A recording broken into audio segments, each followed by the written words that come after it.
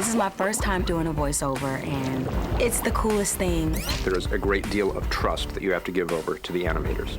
My job is the voice. Problem is... What? Tell me. How to tackle a cartoon. I don't know. Do it the best you can. I have this really beautiful mask that looks a bit like the Thrax in the film. I needed some kind of physical change to happen. Woo! What you try and look for with a voice actor in animation is someone who can create a personality on a sonic level, because it gives a lot for the animators to work with.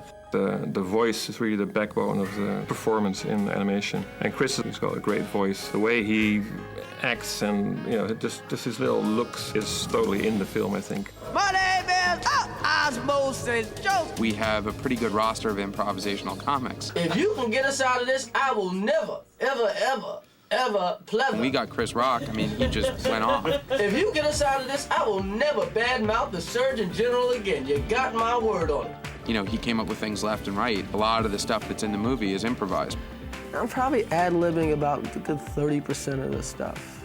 How the hell do they let these people keep bringing in pollen pods? You can say anything. Anything can happen. They'll draw it around you. We had a video camera running to film him while he's working. What's today's date? And we gave those tapes to the animators, and they studied them. And they managed to work the little quirky things that he does into the animation. So the character itself, the design, it's not like a caricature of Chris Rock, but you see him sort of shining through the drawings. Relax. This baby was built to last. Solid cartilage. Oh, you're an engineer now. Excuse me. Everybody says that looks like David Hyde Pierce. I am. It might be just an eyebrow raised or a deadpan look. With any character, you try and get the essence of the voice. Inflammation, glandular swelling. We meet again. And try to get some of that personality into the character. To create a lot of the facial expressions, we have got this facial animation window box, and there is libraries of different sounds. As we drag certain boxes, they create different expressions. Oh! And it's funny because we've got this big capsule who to the other cells is like this big death machine. And everybody's expecting an action hero voice. So let's go the other way. Agent Strixobenzometamphetamine. Let's get a very neurotic voice.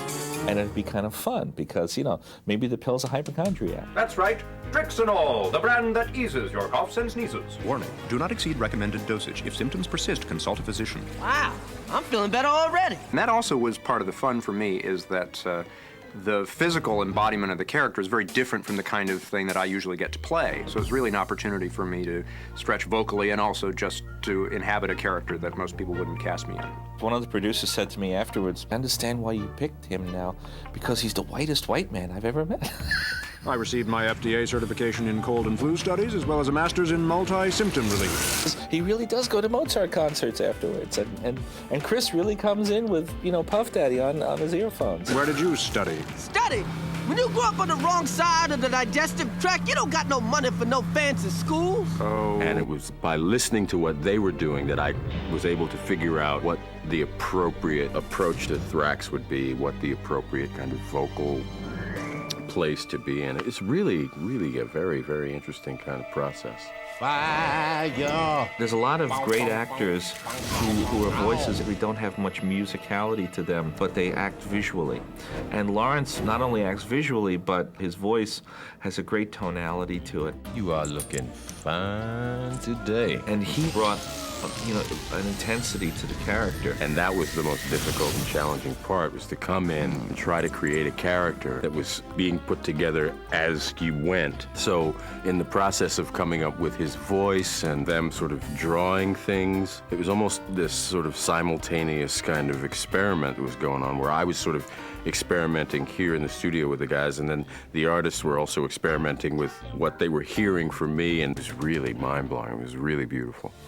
An animated feature with other people would have been like doing a radio play. I never got to play with anybody else. Not now, Leah. I have a body to run. It was always me thinking through somebody else's line. But you made it work. Yeah. Every move that you make, they bring the character to life with your movement, so that's a scary thing. So all the while I'm doing my lines, I'm watching my movement so I can have some type of cool thing going on when the movie is shown. Wow, I'm still jonesing for a little more osmosis.